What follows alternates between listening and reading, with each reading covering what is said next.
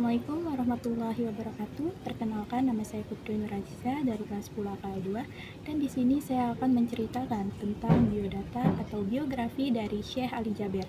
Pasti kalian sudah sangat mengenal nih sama Syekh yang paling populer di Indonesia. Siapa lagi kalau bukan Syekh Ali Jaber? Pria kelahiran Madinah atau Arab Saudi ini berkeliling Indonesia demi menyiarkan syariat Islam. Penyampaian dakwahnya yang jelas dan menyejukkan membuat namanya semakin terkenal di tanah air ini. Pemilik nama lengkap Syekh Ali Saleh Muhammad Ali Jaber ini lahir di Madinah tanggal 3 Februari tahun 1976, bertepatan dengan 3 Syawal tahun 1396 Hijriah. Ia adalah anak pertama dari 12 saudara dan menikah dengan Umi Nadia, wanita Indonesia atau asal Lombok, Nusa Tenggara Barat, dan dikaruniai seorang anak bernama Hasan. Syekh Ali Jaber mendapatkan pendidikan formal dari Ibtidaiyah hingga aliyah di Madinah. Syekh Ali Jaber sejak kecil telah mendapatkan bimbingan agama dari sang ayah.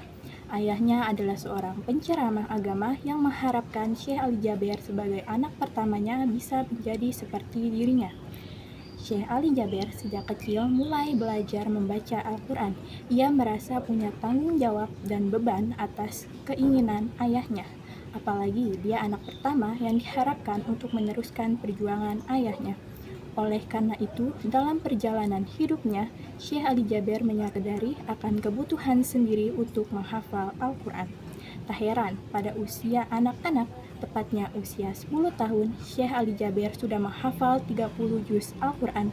Bahkan sejak usia 13 tahun, ia diamanahkan menjadi imam masjid di salah satu masjid di kota Madinah. Setelah lulus sekolah menengah, ia melanjutkan pendidikan khusus pendalaman Al-Quran kepada tokoh dan ulama ternama yang berada di Madinah dan luar Madinah, tepatnya di Arab Saudi.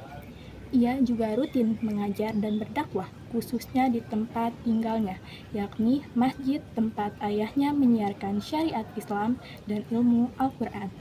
Selama di Madinah ini, ia juga aktif sebagai guru hafalan Al-Quran di Masjid Nabawi dan menjadi imam sholat di salah satu masjid kota Madinah.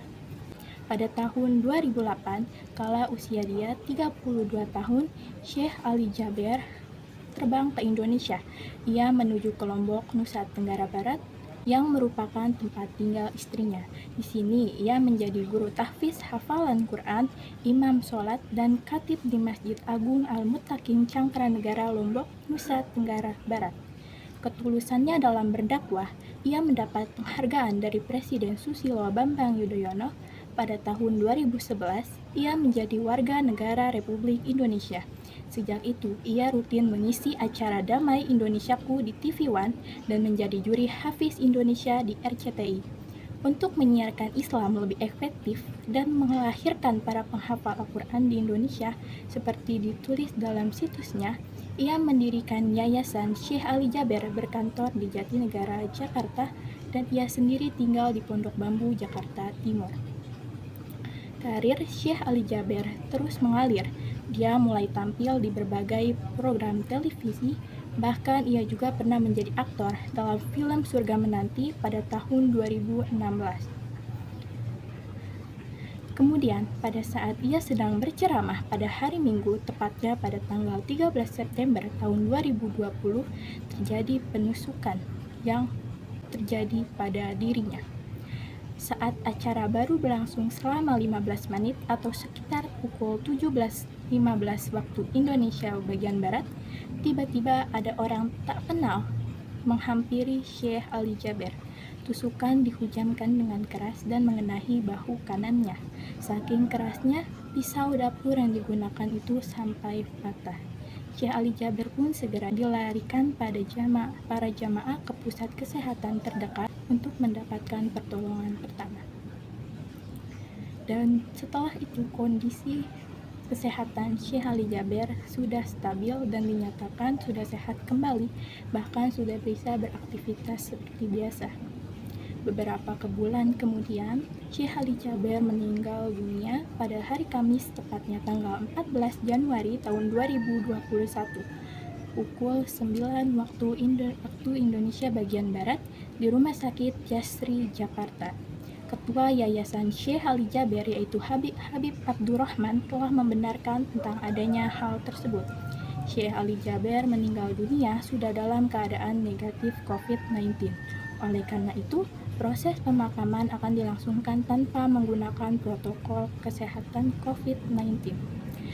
Jenazahnya dimakamkan di Lombok sesuai dengan pesan dari Syekh Ali Jaber sebelum ia meninggal dunia. Nah, dari kisah Syekh Ali Jaber tadi, di sini saya belajar bahwa ketika kita disakiti oleh orang lain, kita jangan pernah merasa dendam atau merasa seperti mempunyai rasa tidak enak kepada orang tersebut. Ikhlaskan saja orang tersebut dengan segala kelakuannya. Dan di sini juga saya belajar tentang cara agar tidak mudah menyerah dalam menggapai suatu hal, khususnya adalah keinginan dari orang tua jika itu merupakan kebaikan untuk kita. Itu dia tentang pemaparan dari biodata Syekh Ali Jaber yang dapat saya sampaikan. Kurang lebihnya saya mohon maaf. Wassalamualaikum warahmatullahi wabarakatuh.